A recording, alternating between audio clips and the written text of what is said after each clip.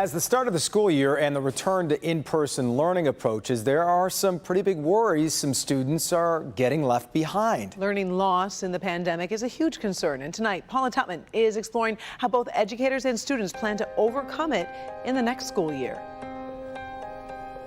Ask a child what remote learning was like for them. Tomorrow you guys are going to have a little Google form that you're going to fill out. And they make it very clear. 7-year-old Zamir spent first grade at home in front of a computer. You couldn't see or hear. So do you feel like you learned a lot last year? You don't? The younger the child, the more likely they struggle to make the leap from a teacher over their shoulder, guiding their little hands with a reassuring touch or smile, to the flat surface of a computer or digital device. 8-year-old Miranda struggled to get through second grade at home. It was just like a whole other experience. Now ask a teacher about the mountains of worries. I'm worried about the students being successful. I'm worried about them going back home and losing focus because they're at home and they have difficulties there. I'm worried about whether I'm going to be successful and have enough in me to do what I need to do to make sure that the students are successful. Learning loss is one of the single biggest back-to-school issues educators will face this fall. What do you estimate the learning loss to be? I think grade level? Probably a year and a half. Detroit Public Schools Community District reports chronic student absenteeism at 70%. And weeks before school starts, staffers are already beating the streets on foot, finding their students to bring them back. We've done 20,000 home visits, mainly in July, just reminding students that we're going to be open in the fall, reminding families, talking about the virtual school if that's the right option for students. The student learning gap is not a Detroit thing or a Fraser thing or a Pontiac thing. It is a student thing, the byproduct of what really happened during enforced remote learning.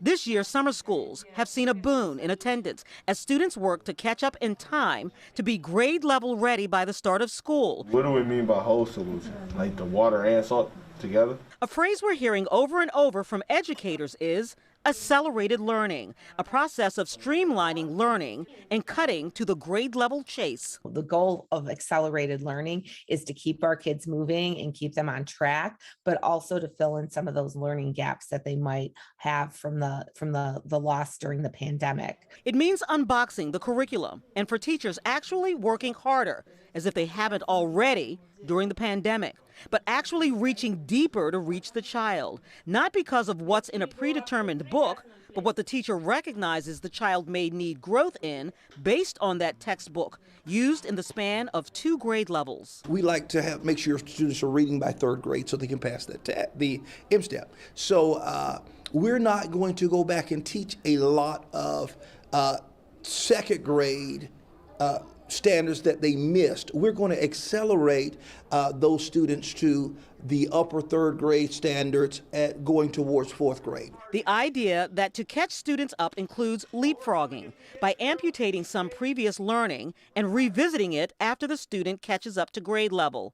But this is where COVID kicks in, because technology, those new Chromebooks, the need to utilize virtual resources in more creative ways to reach more students is now second nature to both teachers and students. I think they have learned incredible skills to be able to be resilient, nimble, because even back in person, we're still going to utilize those tools. The whole world uses them. So here's the interesting flip side to that, and that is most districts also say they do feel actually better prepared. More students have access to technology in their very own homes. Facilities have more technology, and if need be, many of these districts believe they could flip right back to remote learning. Wouldn't be ideal, but flip right back to remote learning without having to rebuild that wheel. Paula Tutman, Local 4.